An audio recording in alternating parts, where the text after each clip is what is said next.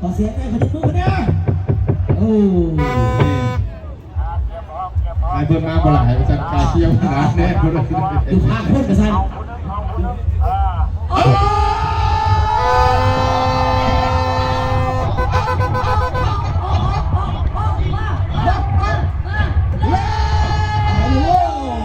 น้ำเจ๊กันอยู่กระจายสาวขวัญใสมือและน้ำที่หนึ่งพบกับเจ้าพ่อ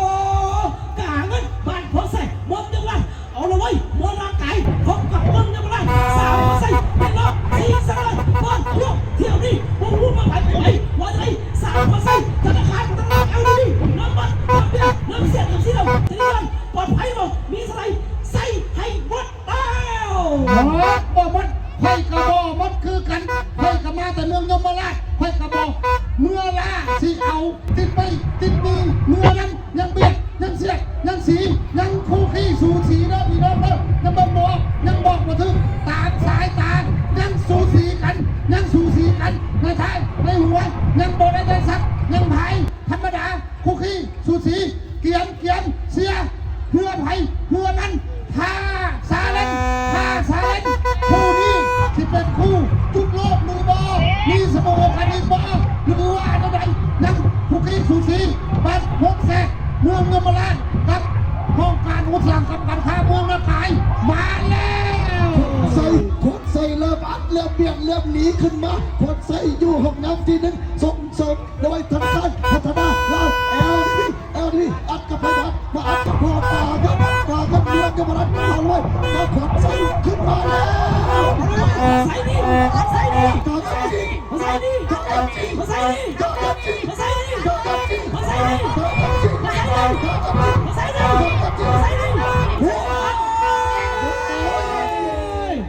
โอ้ยมาดิเอาอีกแล้วทันเป่าวันชิ้นไผ่อีกแล้วมาดิไผ่อีกแล้วดูว่า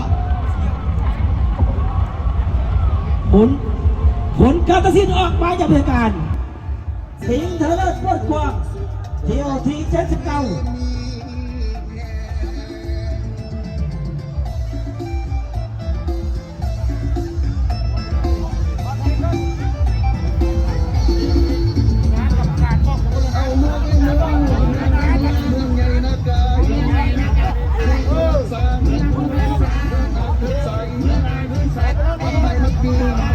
ผลการตัดสินออกมาอย่างเป็นทางการโดยสองสิงห์เลยปวดกวางมีน้อย2 ลำแล้วนักเทเลสาวขวัญใสธนาคารพนักงาน ATP พวกเจ้าพ่อกาเงินบางผู้เสกเรือที่เข้าทันทีนึงได้แก่สาวขวัญใสเรือที่2ได้แก่เจ้าพ่อกาเงินบางผู้เสกเจ้าเวลาหรือว่าสาวขวัญใสเป็นแชมป์ในงานสุดท้ายทุกคนยังมีเที่ยวหนึ่งขึ้นไม่บอก